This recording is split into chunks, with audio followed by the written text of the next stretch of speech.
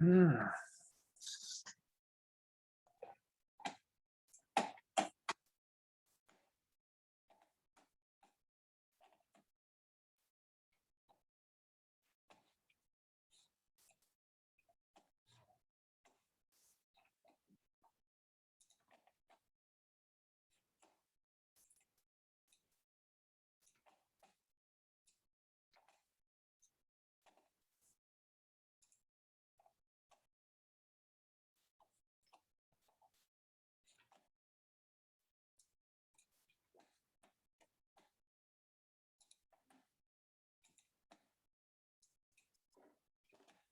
자, 들어오신 학생들은 모두 메시지 좀 남겨주시고요.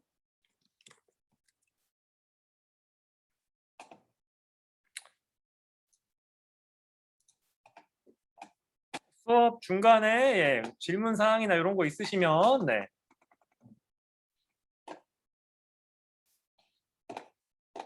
잘 좀 이렇게 좀 메시지를 통해서 채팅방을 통해서 좀 알려주세요.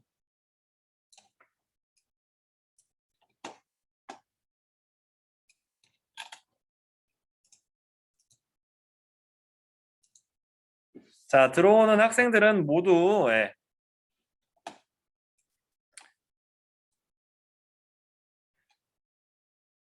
안녕하세요. 네, 박준혁 학생 말하세요. 안녕하세요. 안녕하세요. 그 질문할 거 있으면 그 개인적으로 보내주세요. 그리고 그 같이 한번 한국사 수업 좀 정리 좀 해보겠습니다. 자, 저희가 지난 시간에 다 나갔잖아요, 그죠? 그래서 지금 고려 시대까지 얼추 다 한번 한 거 맞죠, 그죠?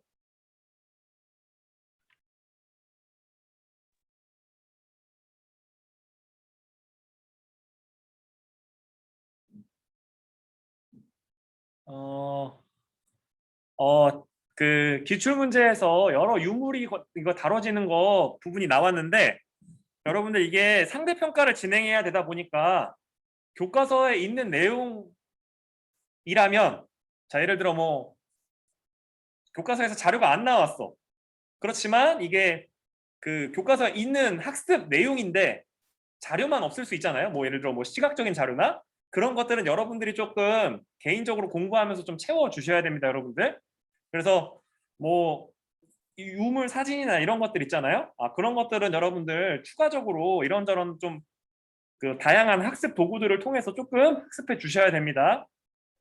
모의고사도 마찬가지예요, 여러분들. 수능도 여러분들 그 우리가 교과서에 이거 안 나오는데 왜 나오지? 하는 것도 많이 나와요. 아시겠죠, 여러분들? 그래서 우리가 그 교육 평가 기준이나 이런 거에는 있고 이렇게 있지만 교과서에만 자료가 좀 부족한 경우도 있거든요. 그래서 그런 부분들을 조금 학습하실 때 잘 좀 신경 쓰셔가지고 해주시면 좋을 것 같아요. 아시겠죠? 뭐 사진, 뭐 사료 이런 것들 있잖아요. 그래서 자료 이런 것들 그래서 그런 것들을 잘 좀 여러분들이 여러 루트를 통해서 좀 학습해 주시면 감사할 것 같습니다. 이런 뭐 개별적으로 이렇게 그런 것들은 좀 해결해 주십사라고 말씀드리고 싶고 어, 네. 그리고 수행평가 같은 관련해서는 여러분들 저희가 중간고사 이후에 진행한다고 말씀드렸던 거 기억해 주시고 조금 더 이게 구체화되고 이렇게 좀 더 이렇게 여러분들한테 공유할 수준이 되게 되면 바로 공지하고 그 중간고사 이후에 등교 기간에 실시하도록 하겠습니다. 그래서 그렇게 좀 알고 계셔주면 좋을 것 같습니다. 저희가 그래서 요 고도선 부분 다 했고요. 이제 고려 부분 이렇게 좀 하면 됩니다, 여러분들. 그래서 핵심은 그거예요, 여러분들. 이 고려라고 하는 나라, 약간 그 고려가 아니라 이제 삼국시대에서는 중국과 교류하면서 중앙집권화를 했다. 그리고 중앙집권화 이 순서가 다 달랐다. 그리고 그러니까 1단원에 대한 그 복습인 거예요. 그리고 이제 이 2단원에서는 다른 학생이 그러니까 제가 가르치는 다른 학생이 그렇게 질문했거든요. 그 어디 갔어?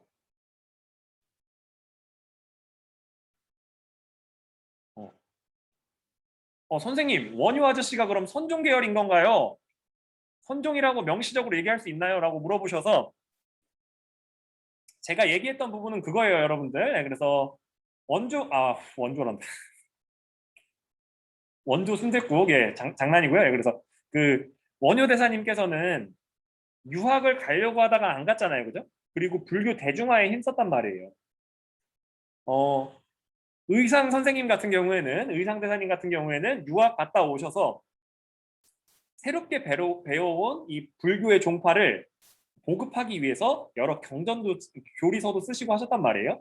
그러니까 이 두 분의 성향이 굉장히 다르다. 한 분은 되게 이 백성 중심의 이런 대중불교에 대한 거고, 한 분은 교리적이고 좀 더 학문화된 그런 불교를 했다로 일단 알아주시고, 선종이라는 것 자체가 중국에서 전래되었긴 하는데, 통일신라 시기 때 전래가 되긴 하는데, 이게 우리 역사에 본격적으로 유의미하게 작동하기 시작하는 때는 통일신라 말기가 된다. 이렇게 좀 정리하는 걸로 합시다, 여러분. 이게 사실 통일신라 시기 때 선종이 도입됐는데 그게 원효가 했는지 의상이 했는지 너무 디테일하고 깊숙한 내용이에요. 아시겠죠? 제가 핵심은 그거예요. 원효 아저씨는 일심사상, 화쟁사상 뭐 이런 거 하면서 불교에서 야, 너는 이렇게 불교 믿는 거 똑바로 믿는 거 아니야. 나처럼 믿어야지. 막 이렇게 싸우는 거. 그리고 너무 이렇게 지나치게 학문화되는 거를 조금 경계하시면서 대중화에 힘쓰셨다라고 알아주시고, 의상 아저씨는 유학 가서 배워왔으면 그거 써먹어야 되잖아요. 그죠? 여러분도 나중에 여기서 또 유학 가는 사람 나올 텐데 유학 가서 이제 배우신 거 이게 가르치면서 써먹어야 되는데 그것도 써먹으려고 하다 보니까 굉장히 이걸 처음 받아들이는 사람들한테는 좀 어려움이 있을 수도 있었다라고 알아주시면 좋을 것 같습니다, 여러분들. 그래서 그렇게만 좀 구별을 해주시면 여러분들이 해결하는 거에 큰 문제는 없을 것 같습니다.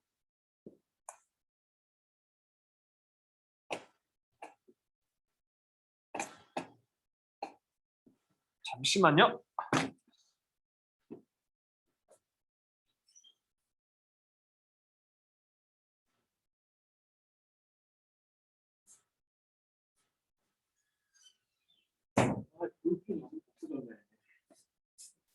볼펜으로 체크하면서 해야 되는데 그래서 그렇게 좀 알아주시고 다음으로 넘어가서 아이고 죄송합니다. 그래서 여기서 보시게 되면 이 대중화와 교리를 따르는 거에 차이가 있다. 이 정도만 이렇게 알아주시고, 자 여러분들, 그리고 삼국시대에 사용된 불교의 특징이 뭐예요? 또 여기다 제가 이게 교과서에 나오는 거 써놓고 물어보거나 그러잖아요. 바로 이 호국불교라고 하는 특징, 여러분들 잘 좀 알아두셔야 됩니다.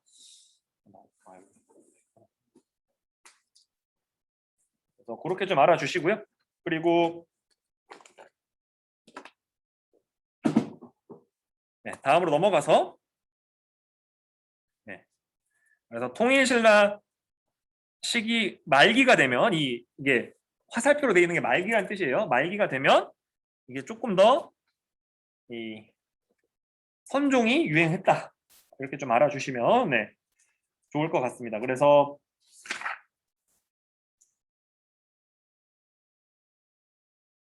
그런 것들 좀 알아주시고요. 다음으로 넘어가서 그래서 선종의 특징은 참선이다. 이렇게 좀 알아주시고, 그래서 발해 불교는 고구려 영향 받았다. 뭐 이런 거 좀 알아주시고, 그리고 이런 선진된 고등 종교 이런 게 대부분 그러니까 발상지, 즉 최초로 만들어진 데서부터 해서 우리나라는 중국을 통해서 전달받고 일본은 우리나라까지 포함되기 때문에 굉장히 이 원래의 이 기초적인 모습과는 좀 다르다라고 하는 것도 좀 알아주시면 좋을 것 같습니다. 그리고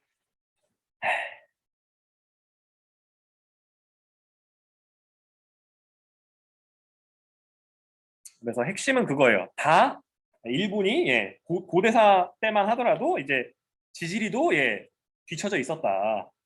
그래서 참 이게 안타깝죠, 여러분들. 우리나라가 이제 소위 말해서 업어 키운 애들한테 우리 식민지 당한 거니까요. 그래서 그런 부분들 그냥 참고적으로 알아주시고 다음으로 넘어가서 경주에서 만난 신라 불교 예술 여기서는 여러분들 그 여러 문화재를 다 여러분들이 가보시면 참 좋겠지만 가장 제가 여러분들 가보셨으면 좋겠다라고 하는 데는 그 여기 불국사예요. 불국사. 석굴암이에요. 석굴암. 네. 애국가에도 나오는 거. 네. 그래서 그렇게 좀 알아주시고 전 개인적으로 이런 균형미가 이렇게 잘 맞는 이 신라의 불교가 가장 저한테는 이렇게 좀 취향이 맞는 것 같아요. 제가 제일 좋아하는 유물은 제가 얘기했다시피 이거고 여러분들 제가 얘기했던 그냥 개취 불교와 도교가 잘 섞여 있는 이거 그래서 참고적으로 알아두시고 다음으로 넘어가서 그래서 도교 그래서 이 도교라고 하는 거는 그 왕실의 이런 것들을 강화하기 위해서 사용됐다. 그리고 정치적인 목적으로 이런 걸 많이 썼다라고 알아주시고 자 풍수지리설은 여러분들 그 신라 말기에 그 대표적으로 유행했던 사상 두 가지가 있어요, 여러분들. 그게 바로 하나가 선종불교가 되는 거고 또 하나가 풍수지리설이 됩니다. 왜 그러냐면 그런 얘기가 나오는 거예요. 통일신라가 이렇게 먹고 살기 힘든 거는 풍수지리적으로 이 경주라고 하는 지역에 그 좋은 기운이 닿았다. 그렇기 때문에 새로운 곳에서 새로운 나라를 세워야 된다. 뭐 이런 식의 그런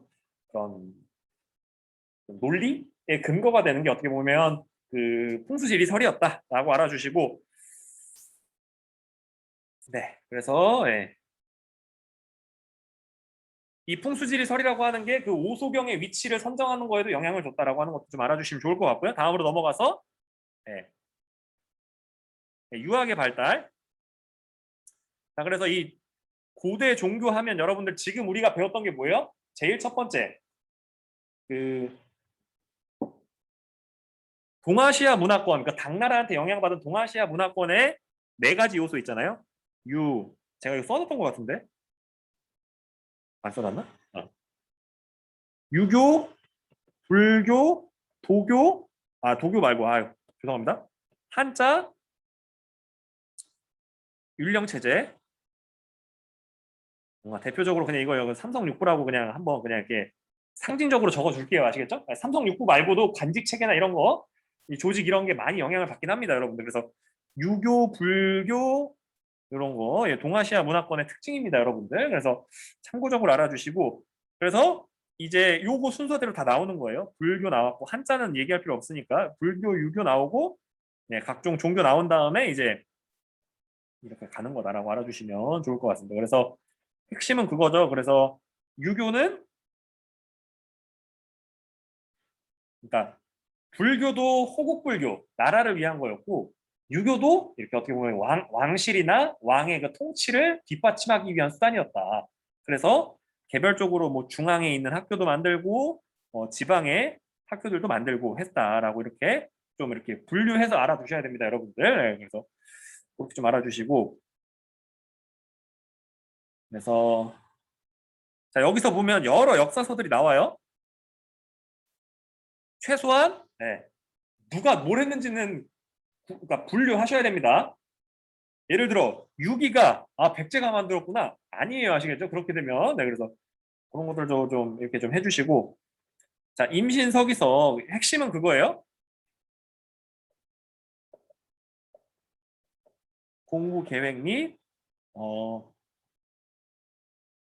동기부여한 건데 여기서 공부하고 하려고 했던 게 이 유교다 라고 알아주시면 좋을 것 같습니다. 아시겠죠, 여러분들? 그래서 그런 것들을 좀 알아주시고 임신서기서 이게 여러분들 그 60갑자 중에 하나가 그 임신년이라고 있어서 이렇게 있는 거예요. 그래서 다음으로 넘어가서 그래서 독서 3분과는 과거제랑 비슷하다. 그래서 유교적 역량이 있는지를 시험으로 평가하는 거다. 이렇게 알아주시고 개별적인 왕이 뭐 했는지 뭐 이런 것도 좀 알아주시면서 그 신라 역사의 흐름을 좀 알아주십시오, 여러분들. 제가 얘기했었죠, 여러분들. 그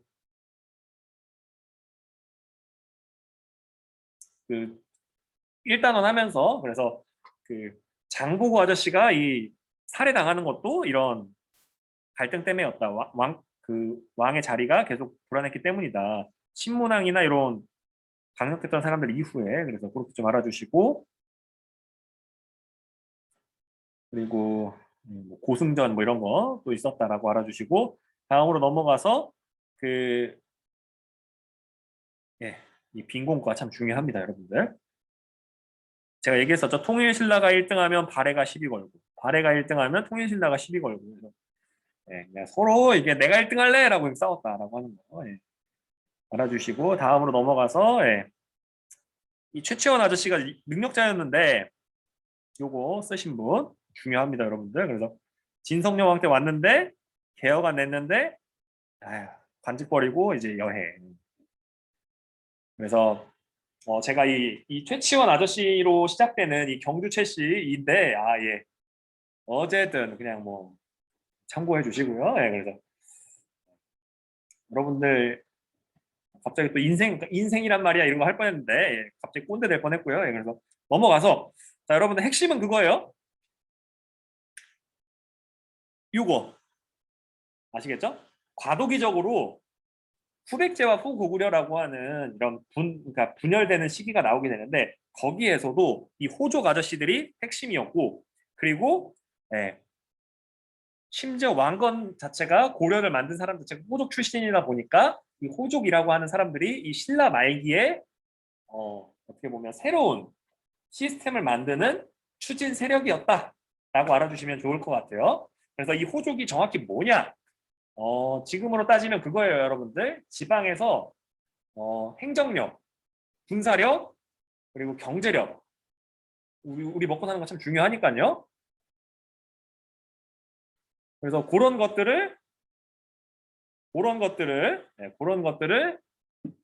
같이 했던 사람들이다. 그러니까 그런 것들을 같이 영향력을 행사할 수 있는 그좀 소위 말해서 네, 좀 대단한 사람들이다라고 이렇게 알아주시면 네, 좋을 것 같고요. 그때 당시에 그래서 이렇게 좀 알아주시고 다음으로 넘어가서 이런 것들 잘 분류해서 알아두셔야 됩니다, 여러분들. 어떤 제천 행사가 어떤 나라 건지 아시겠죠? 예, 그래서 그거 헷갈리시면 이게 굉장히 예, 마음 아파집니다, 여러분들. 네, 그래서 이게 그렇게 알아주시고 예, 선종과 예, 독서 산품과 들어가는 거 예, 좀 알아주시면 좋을 것 같습니다. 그리고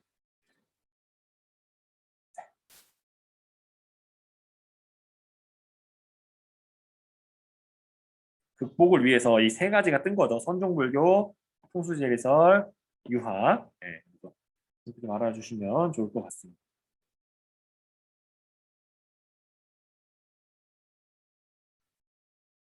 어,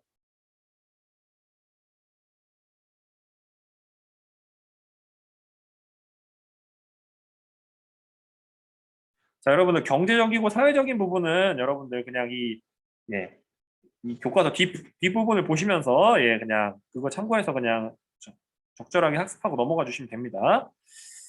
그,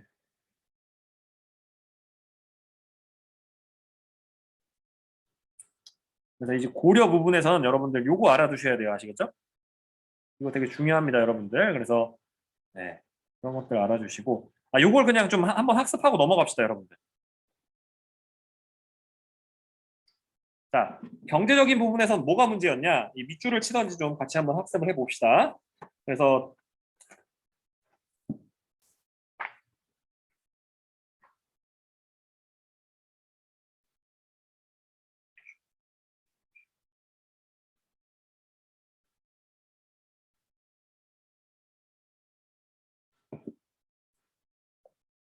네, 경제적으로는 왕실과 네, 귀족의 사치가 있었고요. 네, 그런 걸 위해서 수탈을 했다. 그러다 보니까 농업 생산력이 약해지는 거죠. 왜? 농민들이 도망 다니기 시작하니까. 이 도망을 가는 이유가 뭐냐면 여러분들 그거예요, 여러분들. 우리가 쉽게 생각해서 계속 수탈당할 바에야 세금 내기 싫어. 나 안 낼 거야라고 하면서 노비가 되거나 스스로 그 소위 말해 호종의 집으로 들어가는 거죠. 나 노비 시켜주세요 이러면서 그런 거라고 보시면 돼요. 그리고 지배층의 사회적으로는 이런 것 때문에 농민 봉기가 발생했다.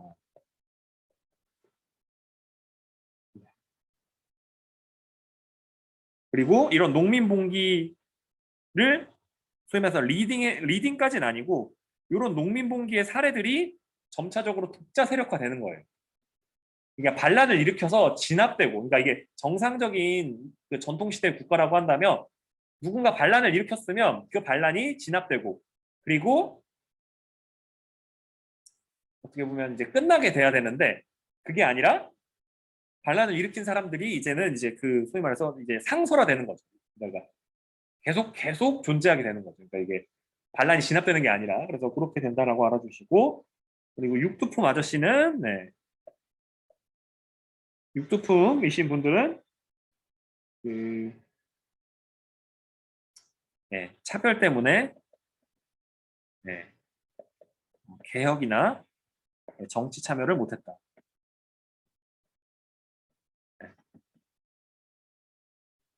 개혁도 못하고 정치 참여도 못했다. 그리고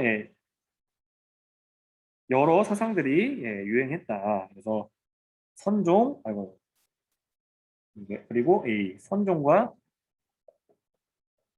풍수지리설이 유행했다.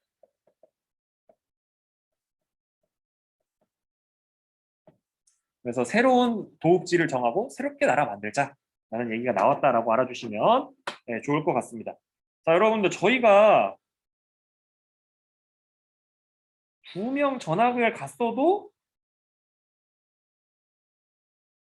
26명, 저 포함 27명이어야 되는데 안 들어온 학생들이 있거든요. 반장, 그 준혁 학생이랑 그 학급 반장이 같이 좀 연락 좀 해서 좀 들어올 수 있게 좀 해주세요. 아시겠죠? 네. 예, 부탁 좀 할게요. 선생님 안 들어온 애들 있어요?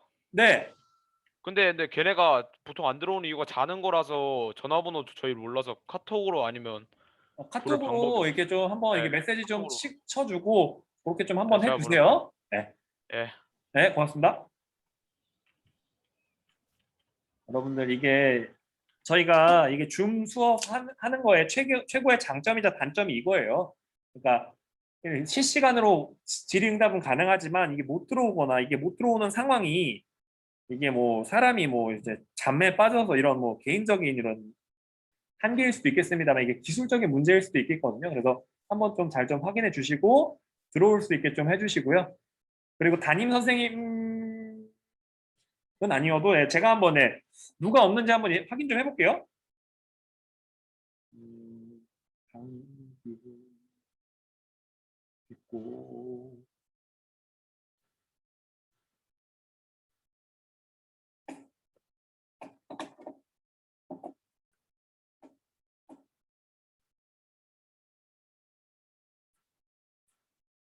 김윤우 학생 없어요. 그리고 그 전학간 학생 빼고 성환 학생 있고 재민 학생도 없고 박재민 학생 없고 네. 제가 이렇게 오다 가다 한 번씩 체크하는 거에 이렇게 걸리면 계속 없었던 사람으로 이렇게 인식될 수 있기 때문에 반장 좀 체크 좀 해주세요. 지금 제가 말씀드렸던 분이 김윤우 학생이랑 박재민 학생 그리고 잠시만요. 이제 좀 더 좀 보겠습니다.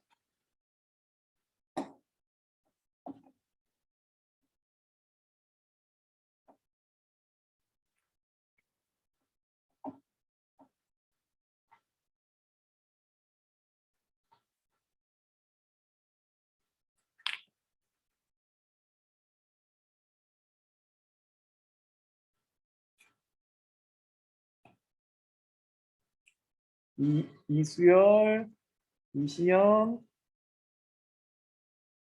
이영훈, 이기석, 이기성, 임은호 학생 없고요.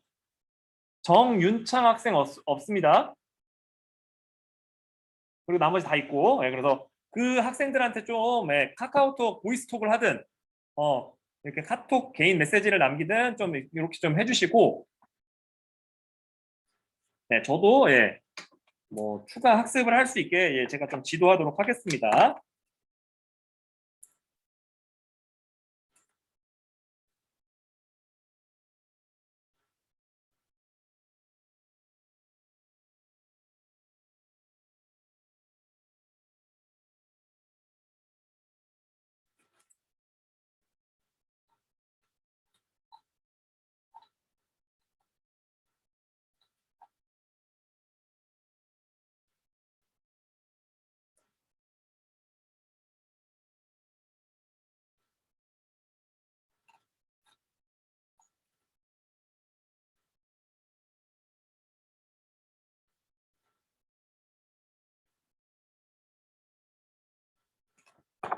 자, 우린 또 하던 거 합시다, 여러분들. 자, 다음으로 넘어가서, 자, 이게 고려시대로 넘어오면, 자, 여러분들 그게 변하는 거예요.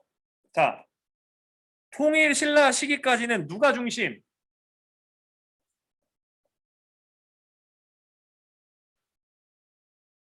뭐, 알겠죠, 여러분들? 자, 근데 고려를 만든 사람 자체가 호족이다. 우리가 흔히 생각했을 때, 선생님, 호족이 나라 만들었으니까, 이제 귀족처럼 됐으니까, 도끼는 객끼이고 거기서 거기 아닌가요? 전혀 아니에요, 아시겠죠? 금성이라고 하는, 경주라고 하는 이 센터 지역에서 있었던 주요 귀족이 아니라 어떤 사람들? 자, 여러분들, 그 경주에서 지금의 개성까지 엄청 멀잖아요, 그죠? 저 시골에 있던 이 소위 말해서 이름도 듣도 보도 못한 소위 말해서 이제 그런 사람들이 지배층이 되기 시작했다. 그런 거에 이런 변화, 진골 귀족 중심에서 이 호족 중심으로 변화했다라고 하는 큰 틀에서 이 초기의 모습을 좀 기억해 주시고, 고려 전기에는 이 호족들이 뭐를 통해서 결혼을 통해서 문벌 귀족이 됐다. 그리고 이 문벌 귀족 사회가 부패를 하니까 무신정변이 일어났고, 이 이후에는 무신들의 집권, 무신 집권기가 그러니까 무신 집권기가 오게 되고, 이 무신 집권기 다음이 권문세족 아저씨들이 나오게 되고, 그 다음이 신진사대부 아저씨들이 나온다. 아시겠죠? 이 권력의 흐름, 그 기득권에서 주로 개혁을 하거나 뭐 사회 변화를 이끌었던 주요 세력들의 그 변천사를 여러분들 이런 식으로 공부하실 때 이렇게 흐름을 쭉쭉 잡으면서 하셔야 됩니다. 다음으로 넘어가서, 이게 다 교과서에 나오는 거니까 여러분들 제가 쓴 거를 받아 쓰려고 하는 것도 참 중요한데, 여러분들이 읽으면서 흐름을 파악하시는 게 훨씬 더 중요해요. 그래서 그렇게 좀 알아주시고, 다음으로 넘어가서 후삼국을 통일하고 통치체제를 정비하다.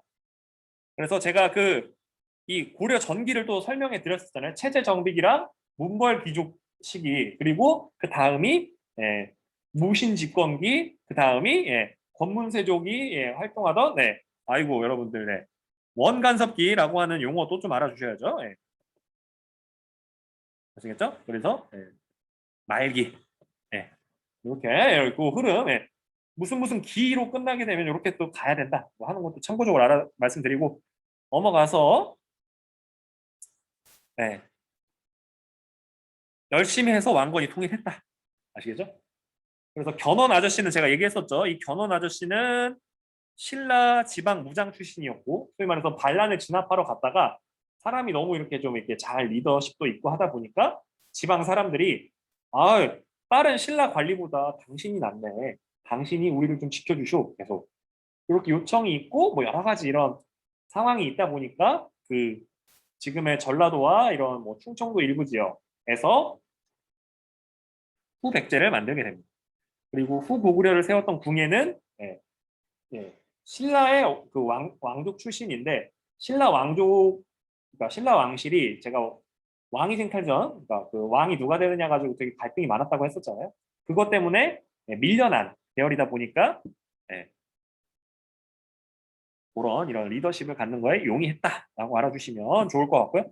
다음으로 넘어가서 쭉 넘어가서 그래서 요게 또 핵심이죠, 여러분들. 제가 왕위 계승 써놓은 여기 태조 아저씨는 건국 직후에 힘들었는데 이게 후백제가 고려보다 이게 우세했는데 그거를 극복했다. 그리고 호족의 딸과 결혼했다. 그래서 나중에 왕위 계승 문제가 발생했다. 아시겠죠?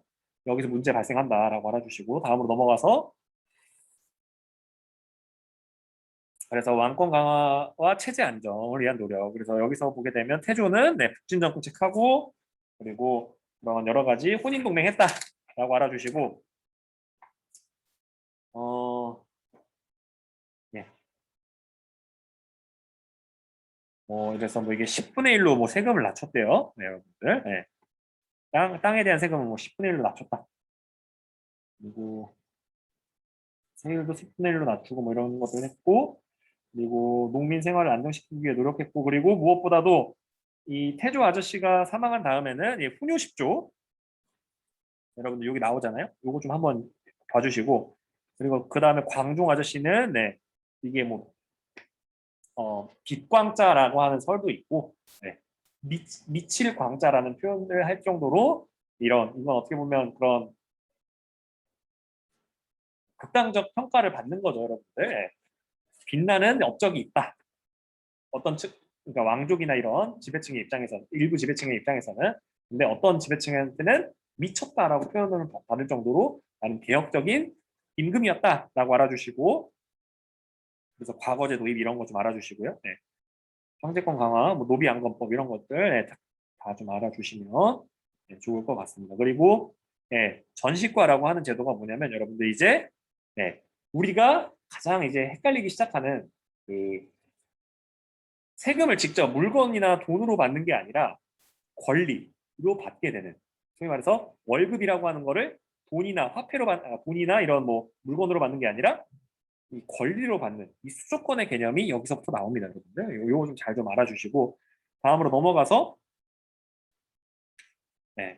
그래서 뭐 이 최승무 아저씨가 했던 거 그리고 팔관회를 폐지했다가 다시 부활시킨 현종 아저씨. 그래서 제가 얘기했었죠, 여러분들. 요 그 성종 이후에 그 현종 임금님의 그 짜릿한 소위 말해서 짜릿한 이 개인사 그래서 그 금단의 사랑을 하신 그 부모님 사이였다. 그래서 제가 얘기했잖아요. 이 현종 임금님이 그 고려 왕실에서 어떻게 보면 여러 역대 왕 중에서 여기 현종 이전 기준으로 보는 거예요, 여러분들.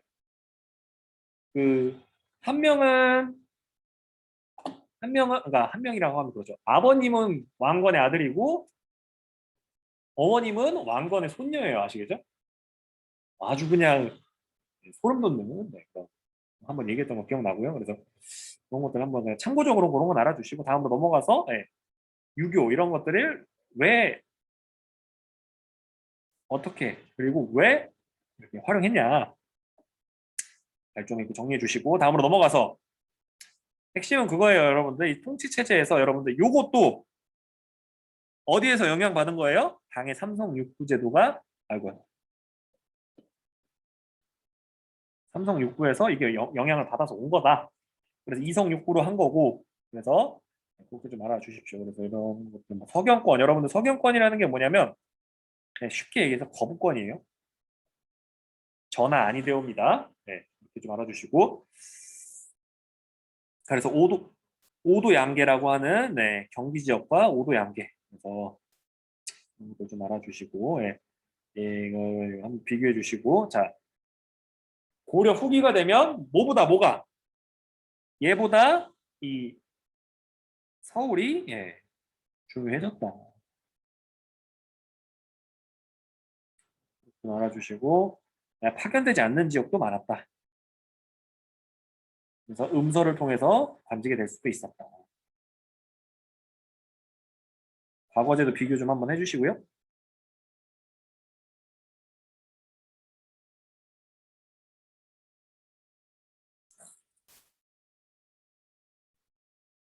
옛날 관리들도 쉽지 않았다. 뭐 이런 거 알아주시고요. 다른 학생들은 안 들어오나요? 좀 다시 한번 좀 이렇게 좀 챙겨주시고 계속 같이 가봅시다. 그래서 예, 고려 초기의 국제 관계에서는 예, 거란과 갈등 관계였다. 그리고 여진과는 이런 여러 정책을 했고요. 그러니까 그 회유와 토벌 작전을 계속했고 여러 가지 이런 새로운 군대도 만들면서 계속 이렇게 전쟁을 대비했고요. 그래서 1차 때는 서희 아저씨가 예, 회담을 통해서 그 강동 6주를 영토를 확장하게 되고 이 강조의 정변 얘기했었죠, 여러분들. 강조가 왜 정변을 일으켰는지. 그래서 그것들 때문에 다시 침입하게 되고 현종이 나주로 피난 갔었다. 그래서 그렇게 좀 알아주시고 강감찬 아저씨의 귀주대첩 예. 돌아가던 애들 이게 다시 한번 다시는 오지 말라고 예. 무찔렀다. 그리고 이 별무반을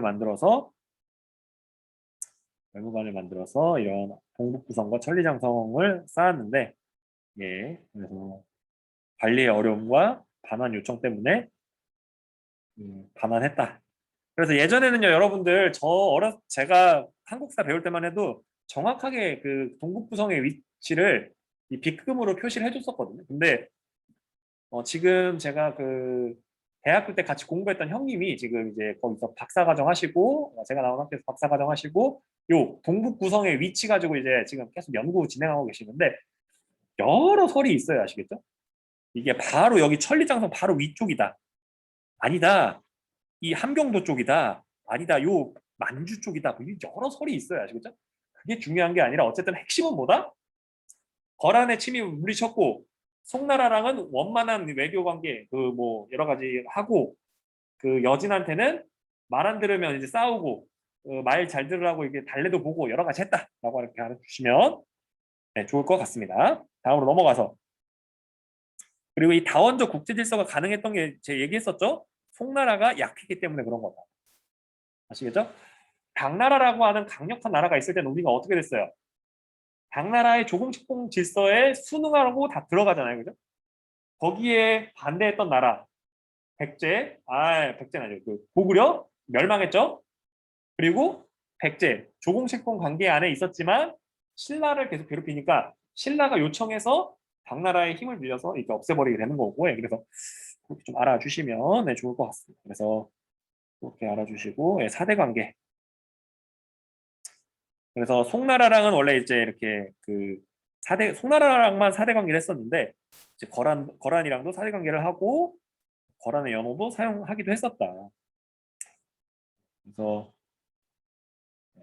송과도 사절단을 하고 고려를 우대할 수밖에 없었던 게 이렇게 그러니까 요 나라와 그 송나라가 이렇게 서로 이렇게 마주보고 있었고 이런 계속 이런 세력 균형이 이루어져야 됐기 때문에 이 배후 지역에 있었던 고려의 역할이 중요해서 잘 대우를 받았다라고 알아주시고 그리고 네. 탐나와 여진 자 여러분들 네. 핵심은 그거죠 여러분들 제가 얘기했었죠 여러분들 탐나가 고려 때 비로소 이 우리나라 역사의 안으로 이제 들어왔다 뭐 이런 거는 참고적으로 알아두시고 예. 그래서 고려 9년을 편제했다 그래서 자치로 운영하도록 했고 내부적으로는 황제국 체제 내황 그리고 외부로는 제후 이렇게 좀 알아주시고 이런 것들 좀 잘 봐주시고요 무신 정권이 성립되다 그래서 우리나라 역사에서 최초로 그 뭐라고 해야 될까요? 이런 그 무신들이 집권했던 시기다. 그래서 이 문벌 귀족에 대한 설명 그리고 칭제 권어 황제라고 칭하고 연호를 사용하자.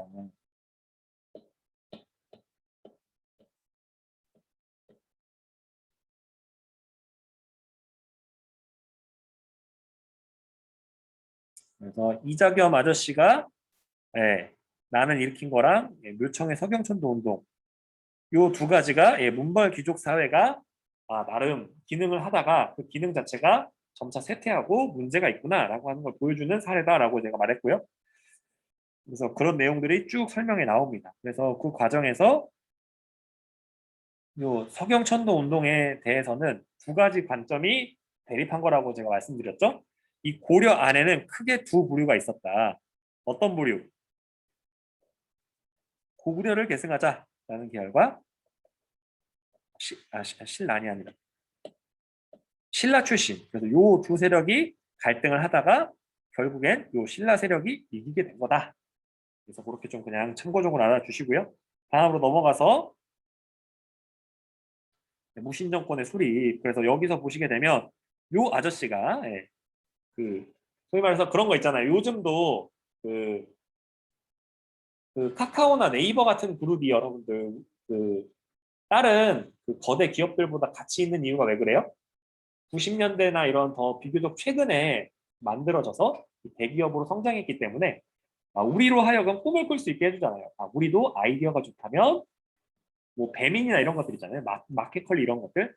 우리 아이디어만 좋으면 이 서비스를 해가지고 우리도 이게 소위 말해서 계층 이동. 지금이 신분사회는 아니니까요. 이게 좀 더 높은 계층으로 우리가 이동할 수 있구나 라는 꿈을 가질 수 있듯이 이 아저씨가 꿈과 희망의 상징이었습니다. 아시겠죠? 요 무신집권기에서. 네, 그래서 참고적으로 알아주시고 다음으로 넘어가서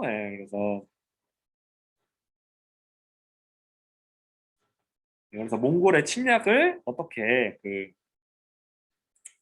경험했는지 그래서 그런 것들 좀 알아주시고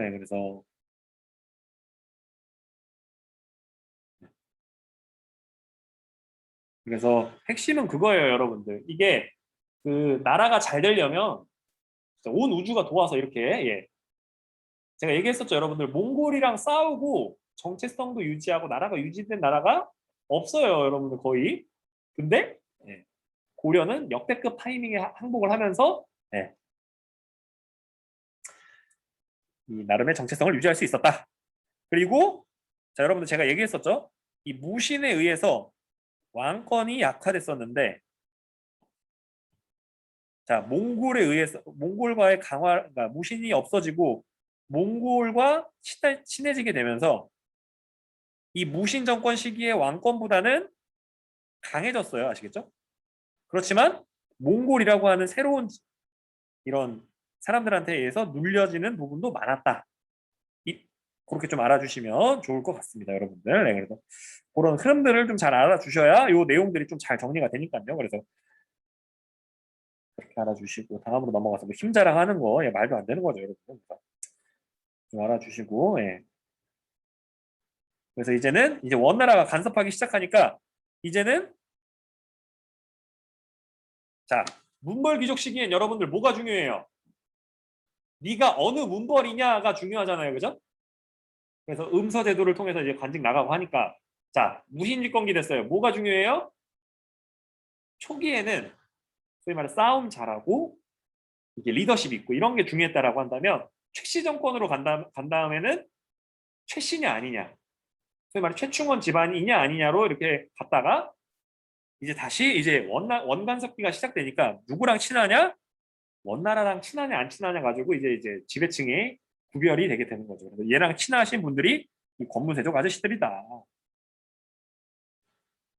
그래서 이 권문세족의 스펙트럼이 굉장히 넓어요. 아시겠죠, 여러분들? 정말 당대 벼락 출세하시는 분들도 나와요. 뭘 잘해서? 몽골어를 잘해서. 그리고 그 몽골이 필요한 그런 것들을 잘 구해주는 그런 어떻게 보면 그 관계성, 그러니까 언어를 잘해서 몽골이 필요한 것들을 고려해서 잘 이렇게 실행해 줄 수 있는 역할 또는 몽골 그 소위 말해서 리더 칸한테 혼인관계 맺은 사람 그리고 명나라 관리들이랑 친한 사람 뭐 예를 들어 뭐 요런 거예요, 여러분. 다양한 스펙트럼이 있는 거죠, 여러분들. 그래서 그렇게 좀 알아주시면 좋을 것 같습니다, 여러분들. 그래서 그 송나라가 있었을 때의 다원적인 체제가 아니라 이제 일원적이게 됐다. 하나의 그 구심점, 원나라라고 하는 강력한 그 제국의 기준으로 다 모이게 되는 거예요. 아시겠죠, 여러분들? 네, 그래서 그런 것들을 좀 알아주시면 좋을 것 같습니다.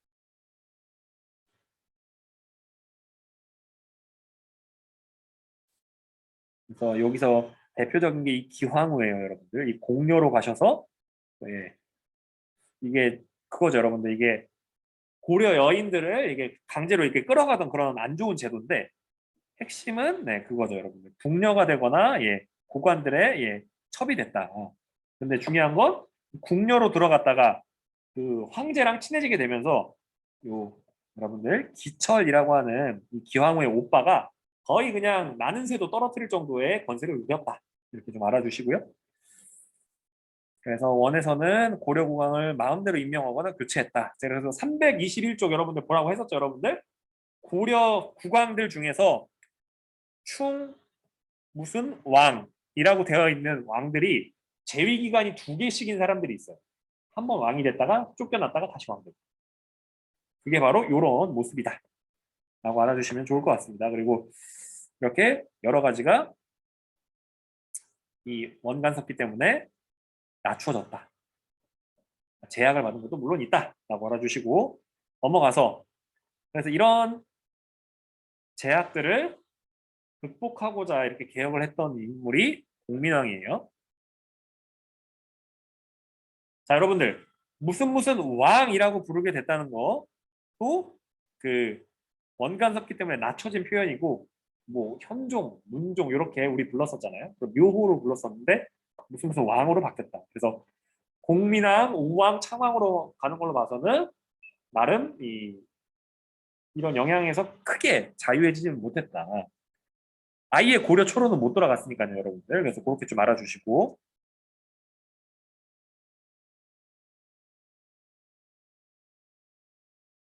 그래서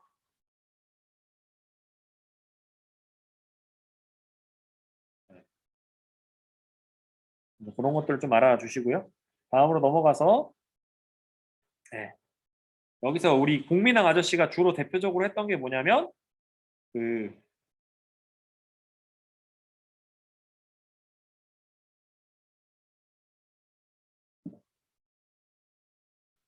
바로 이 기철 얘네들을 제거하고 이 내정 간섭하던 거 이 정동행성 이문서 폐지하고 쌍송 충관부 없애고 여러 가지 이 제한들을 그러니까 압박들을 없애게 되고 그리고 이 권문세족이 거대한 토지와 이런 것들을 소유함으로써 거대한 토지를 소유함으로써 누리고 있었던 그런 특권들을 바꾸게 하기 위해서 땅과 백성들을 바르게 변화시키는 이런 그 관청을 만들어서 개혁을 합니다.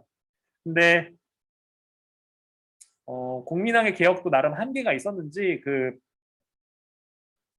이 어느 정도 추진이 되다가 공민왕이 이 암살 당하면서 이 개혁 자체가 네, 같이 추구했던 이 신돈도 제거되고 공민왕도 시해가 되면서 개혁이 중단되게 됩니다. 그리고 이렇게 되게 되다 보니까 이 권문세족을 누르면서 공민왕이 이렇게 그러니까 등용하기 시작한 분들이 이 신진사대부다. 그래서 이 신진사대부가 네, 여기 나오죠, 여러분들. 네, 등장을 해서 정치적으로 이게 독자적인 세력을 우왕 때 형성했다.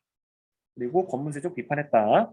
그래서 그 과정에서 이성계라고 하는 신흥무인 세력과 결탁이 되면서 이 사람들이 토지 개혁을 하고 고려 왕조를 무너뜨리고 조선을 세웠다. 라고 알아주시면 좋을 것 같습니다. 그래서 정체성의 위기 때문에 역사서 흐렸다 뭐 이런 거 알아주시고 이렇게 고려 시대가 정리가 되고요. 고려의 사회와 사상 여기에서는 여러분들 이거 참 중요합니다. 여러분들 신분 구성 그리고 다음으로 넘어가서 여러분들 그 정도전 아저씨가 요 향리 출신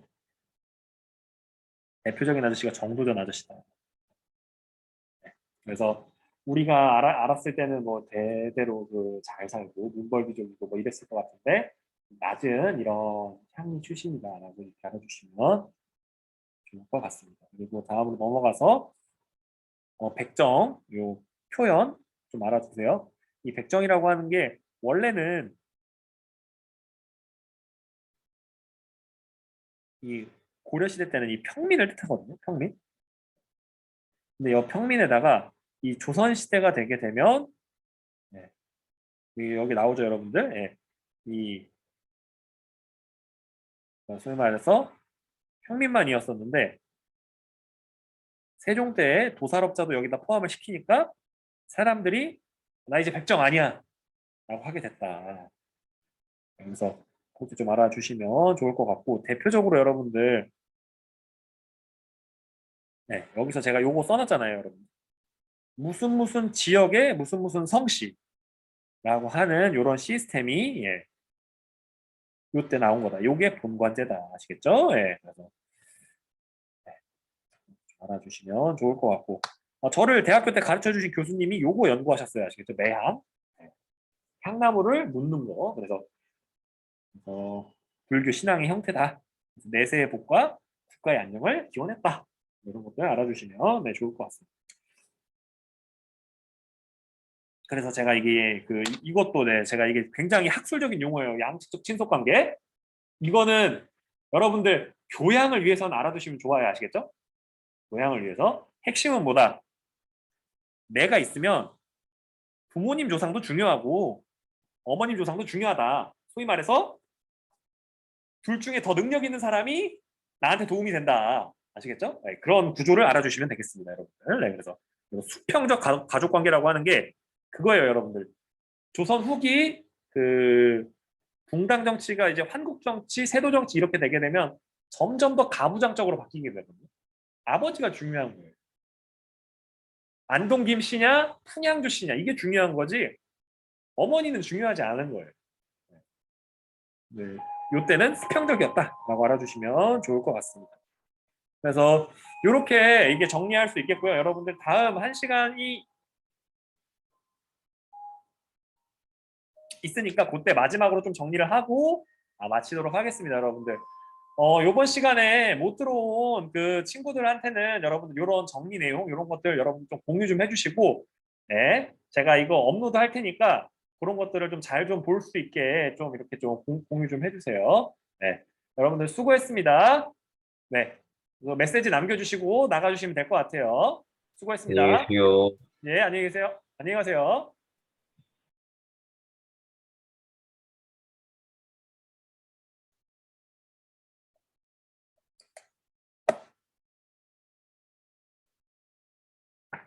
자, 수업 끝났습니다, 여러분들. 네, 수고했습니다.